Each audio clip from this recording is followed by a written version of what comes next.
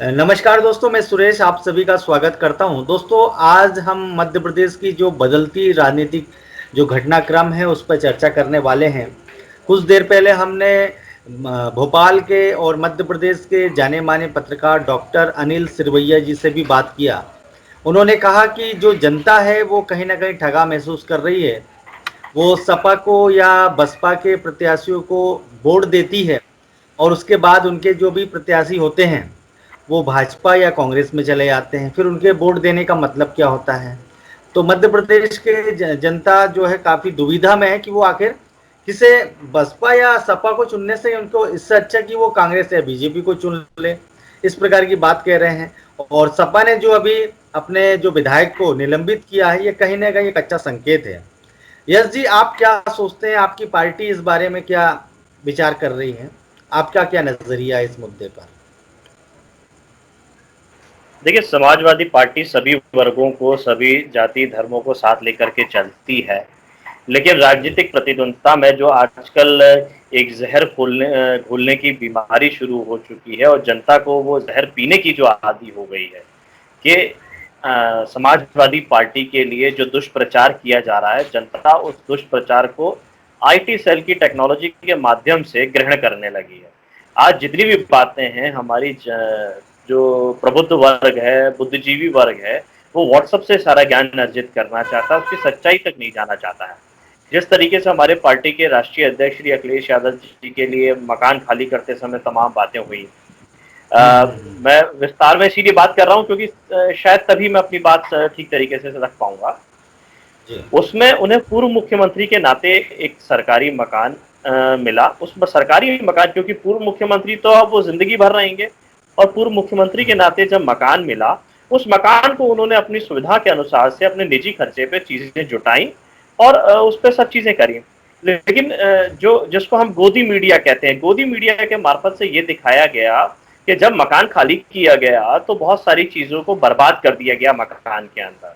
अब आप बताइए, जिन लोगों ने कभी शिफ्टिंग करी हो, एक मकान से दूसरे मकान में गए होंगे, जब आप रहते हैं तो बड़ी सुंदरता के साथ में रखते हैं, लेकिन जब शिफ्टिंग करते हैं, चीजें जो आपने उसमें इंस्टॉल की होती है, परमानेंट फिक्स की होती है, जब आप उनको निकालेंगे तो कहीं ना कहीं टूट फूट होगी, कहीं ना कहीं डैमेज आएगा। उस डैमेज को दिखा करके, या आप अपने टॉयलेट में, अगर आप किसी किराए के मकान पे रहते हैं या किसी अस्थायी मकान में रहते हैं और आपने अगर कोई अपने कीमती साजो सज्जा की सामान रख लगाया है, जैसे बाथरूम में फिटिंग और फिक्सचर्स रखते हैं, और आप खाली करेंगे, तो स्वाभाविक बात है कि जिन चीजों से आपको लगाव है, जो आपने बड़े प्यार से लगाई है अपने घर में, उनको जब आप निकालेंगे तो नुकसान पहुंचेगा मकान में। तो इन सब जी। चीजों को जोड़ते हुए एक दुष्प्रचार किया गया पार्टी के लिए। फिर दूसरा दुष्प्रचार हुआ एसडीएम को लेकर के जितने भी उत्तर प्रदेश सरकार द्वारा एसडीएम बनाए गए समाजवादी सरकार में, वो सब यादव ही बनाए गए। वो पोल भी खुली गोदी मीडिया की। तो इस तरीके के तमाम गोदी मीडिया के लूप होल्स खुले हैं जो दुष्प्रचार किया गया, और हमारे जनता ने उस बात को मानना शुरू किया। अब मैं जी। संदर्भ लेता हूँ मध्य प्रदेश का लेकर के, मैं यूपी इसीलिए गया और फिर मध्य प्रदेश वापस आ रहा हूँ कि मध्य प्रदेश में भी वही चीज हो रहा है कि जी। मध्य प्रदेश में कांग्रेस और बीजेपी इस विषय पे एक है कि यहाँ टू पार्टी सिस्टम ही होना चाहिए। कोई तीसरा दल जैसे ही मजबूत होता है, उसको खत्म कर देते हैं। और इसका उदाहरण दिखता है कि आज वर्तमान बीजेपी के अंदर जो लगभग 167 सांसद हैं, वो कांग्रेस पार्टी से निकले हुए लोग हैं। तो अगर विचारधारा की बातें होती भारतीय जनता पार्टी में या कांग्रेस पार्टी में, तो ये जो दल बदल का एक बड़ा एक खेप एक तरफ से दूसरी तरफ जाती है, तो मुझे लगता है कहीं ना कहीं भारतीय जनता पार्टी भी उस पर रोक लगा दी। जिस तरीके से अभी 22 विधायक एक साथ गए, ज्योतिराज सिंधिया जिनके पिता उम्र कांग्रेसी रहे और इनका तो जन्म ही कांग्रेस पार्टी के अंदर हुआ, ज्योतिराज सिंधिया, और कांग्रेस पार्टी छोड़ के चले गए। तो जो विचारधारा, जो मूल सिद्धांत या जनता से किए हुए जो वादे होते हैं, वो ये टू पार्टी सिस्टम खत्म कर रही है, अपने आने और जाने की बातें कर रही हैं। जो कट्टर लोग पहले कांग्रेस पार्टी में हुआ करते थे, जैसे सिख दंगों की बातें होती है जो सारी, आज वो सारे भाजपा ही हो चुके हैं। तो जितनी कट्टर विचारधारा वाले लोग थे, जो देश को तोड़ने वाली विचारधारा के लोग थे, आज वो झुंड बना करके भारतीय जनता पार्टी के अंदर आ चुके हैं। और दूसरी पार्टियां जो अवसर देती है, जैसे सपा ने अवसर दिया, बसपा ने अवसर दिया, या अन्य दल, छोटे दलों जो अवसर देते हैं लोगों को, जिनको जो दूसरी पार्टी अवसर नहीं देती। जैसे मैं अगर समाजवादी पार्टी की बात करूं, हमने बिजावर जैसे बुंदेलखंड के पिछड़े क्षेत्र को अवसर दिया। आज तक बिजावर के अंदर बिजावर का व्यक्ति कभी चुनाव नहीं लड़ता था। यही बिजावर की जनता के अंदर रोष था। आदिवासी बहुल क्षेत्र है, पिछड़ा क्षेत्र है, उस पिछड़े क्षेत्र को समाजवादी पार्टी ने अवसर दिया कि वहां से बिजावर का ही व्यक्ति चुन करके जाए। जब अवसर दिया, व्यक्ति जीत गया। आज जीत गया तो जो उस समय वादे किए गए थे, आज भी वो वही वादे कर रहे हैं कि मैं क्षेत्र की जनता के लिए बात कर रहा हूँ। तो क्षेत्र की जनता में आप समाजवादी पार्टी का चेहरा लेके गए थे। आपका चेहरा था कि आप समाजवादी पार्टी का नेतृत्व कर रहे हैं। अगर आपको बीजेपी में जाना था, अगर आपको कांग्रेस पार्टी में जाना था, तो क्यों कांग्रेस पार्टी और बीजेपी ने आपको अवसर नहीं दिया? तब आपको वो चीजें नहीं दिखती हैं। ऐसे ही मैं अगर बात करूं बहुजन समाज पार्टी की, तो संजू कुशवाहा जी जो अभी वर्तमान में बहुजन समाज पार्टी से विधायक है, उनके पिताजी 4 बार सांसद रहे भिंड से, भारतीय जनता पार्टी से, जनता दल से विधायक रहे, तो और जिला पंचायत अध्यक्ष रहे। खुद संजू जब भारतीय जनता पार्टी में भारतीय जनता युवा मोर्चा के प्रदेश उपाध्यक्ष हुआ करते थे। क्यों भारतीय जनता पार्टी छोड़ के कांग्रेस बहुजन समाज पार्टी में आए? पार्टी में बसती है, अगर उनकी अंतरात्मा कांग्रेस पार्टी में बसती है, तो क्यों ये मूल पार्टी में क्यों रह करके काम नहीं करते हैं? उस समय क्यों ये छोटे दलों को ठगने का काम करते हैं, जनता को ठगने का काम करते हैं, जो इनकी विचारधाराओं को समर्थन करती है?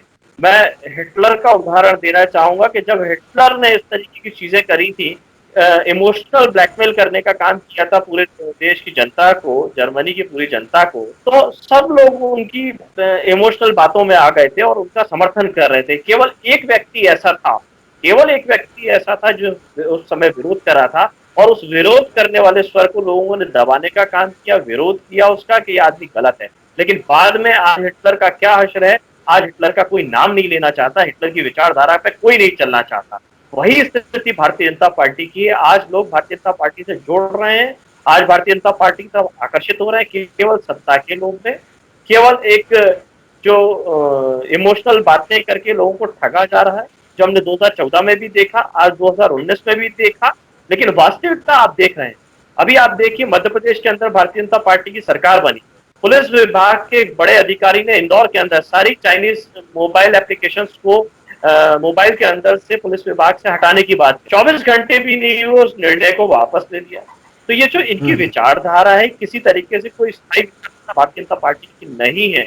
और मेरा यह खुली चुनौती है, जो लोग भी भारतीय जनता पार्टी को स्वीकार कर रहे हैं, सपोर्ट कर रहे हैं, मैं उनसे पूछना चाहता हूं कि क्या विचारधारा के रूप में कौन से विचार रख करके उनको सपोर्ट करते हैं। आज चाइना का हश्र देख लीजिए। 8 महीने पहले नरेंद्र मोदी जी चाइना के राष्ट्रपति को देश में बुलाते हैं, स्कूली छात्रों को मास्क पहना, पर्यटन की तरह पूरा भ्रमण कराते हैं देश का। लेकिन देश को मिला क्या? तमाम हमारे आसपास के जो देश हैं, आज नेपाल जैसा हमारा मित्र देश, जिसमें ना जाने पे कोई पाबंदी थी, ना जब आने की पाबंदी थी, वो आज हमें लाल आंख से दिखा रहा है। जो हमारे नेता थे तमाम, वो हमेशा ये चुनौती देते रहे कि देश के लिए अगर कोई खतरा है तो वो चाइना है। लेकिन अटल बिहारी वाजपेयी जी की सरकार से लेकर मोदी सरकार तक किसी ने ध्यान नहीं दिया। तिब्बत, जिसके कारण हम सुरक्षित थे, कहीं ना कहीं वो तिब्बत को सुरक्षित रखने, तिब्बत हमारा मित्र देश था और हमारे को कहीं ना कहीं सुरक्षा देने का काम करता था, हम उसको सुरक्षा देने का काम करते थे। लेकिन अटल सरकार के रहते हुए तिब्बत को बड़ी खुशी खुशी इन्होंने चाइना के सुपुर्द कर दिया और उसको जो सपोर्ट करते थे वो सपोर्ट देना बंद कर दिया। आज हमारा देश जो चाइना से घिरा हुआ है, इन्होंने 6 सालों में हमें इतना आर्थिक कमजोर कर दिया, आर्थिक गुलाम बना दिया चाइना से, कि आज अगर हम स्वतंत्र होना चाहते हैं तो भी स्वतंत्र नहीं हो पा रहा। ये उदाहरण है कि पुलिस विभाग ने जो एप्लीकेशन खत्म करने की बात की थी, वापस से उसको अपना निर्णय जो है वो वापस लेना पड़ा। तो आज हम चाहते हुए भी चाइना के साथ जो हमारी, यस जी, आपने मतलब अच्छी बात है, आपने राष्ट्रीय स्तर की बात की, राष्ट्रीय स्तर से आप अंतर्राष्ट्रीय में भी चले गए। लेकिन मैं आपसे ये जानना चाहता हूँ कि मध्य प्रदेश के जो लोग हैं, अभी उपचुनाव होने वाले हैं 24 विधानसभा सीटों पे, अब वो केस सपा या बसपा के जो प्रत्याशी होंगे उन पर कैसे यकीन करें कि उन्हें वोट देने से वो हमारी ही विचारधारा के रहेंगे, जिस विचारधारा को सोचकर वो सपा या बसपा के कैंडिडेट को वोट देंगे।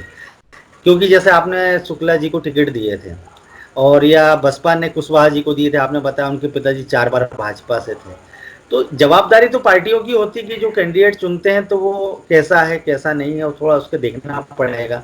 किसी को भी आप लोग टिकट दे देते हैं? देखिए, टिकट देते समय ये भी बात देखी जाती है, पार्टी विचारधारा से जो लोग जुड़ते हैं उनको भी टिकट दिया जाता है, जो दूसरे दल से अच्छे लोग आते हैं जिनकी जनता में अच्छी छवि है उनको भी देखा जाता है, और सारी जातियों सभी धार्मिक भेदभाव को हटाते हुए सबको संतुलित टिकट वितरण किया जाता है। और हम लोग तो समाजवादी लोग हैं, सामाजिक न्याय की बात करते हैं, तो हम हर एक को न्याय देने की बात करते हैं, चाहे ब्राह्मण, ठाकुर, बनिया, ओबीसी हो, एससी हो, एसटी हो, हर विषय जाति और धर्म को साथ लेके चलने की बात करते हैं। उसी विश्वास के साथ में हमने क्षेत्र की जनता की जो बात थी कि बिजावर का लोकल प्रत्याशी होना चाहिए, ना कांग्रेस देती है ना भारतीय जनता पार्टी देती है, उसको देखते हुए हमने श्री राजेश शुक्ला जी बबलू भैया को टिकट दिया था, और जनता ने उनको भरपूर सपोर्ट भी किया और एक अच्छी विजय दिलाने का काम किया। लेकिन अगर उनकी विचारधारा बदल रही है, जबकि पार्टी ने व्हीप भी जारी किया हुआ था, तो जवाब वही दे पाएंगे कि क्यों उनकी विचारधारा बदल रही है। वो खुद स्वीकार करते हैं कि उनके क्षेत्र में सर्वाधिक संख्या जो है आदिवासी के, वो क्षेत्र जो है वो पिछड़ा हुआ है। उस पिछड़े हुए क्षेत्र के और आदिवासी क्षेत्र के लोगों ने अगर बीजेपी और कांग्रेस को ठुकराया है, तो कहीं ना कहीं वो उस विचारधारा को से सहमत नहीं थे, और अगर उस विचारधारा से सहमत नहीं थे तब बबलू शुक्ला जी को पसंद किया था। लेकिन अगर उस विचारधारा में जाकर के उनके उनके जो बहुमूल्य वोट था वो जा करके वो राज्यसभा में भारतीय जनता पार्टी को दे देते हैं, इस चीज को देखते हुए ही समाजवादी पार्टी ने उनका निष्कासन किया। जिस तरीके से उन्होंने राज्य सरकार का भी समर्थन किया व्हीप जारी करने के बाद भी, उन सब तमाम गतिविधियों को देखते हुए हमने उनका निष्कासन किया है। पार्टी के राष्ट्रीय अध्यक्ष जी ने निर्णय लिया, राष्ट्रीय नेतृत्व ने निर्णय लिया, जिसका हम सब लोग स्वागत करते हैं।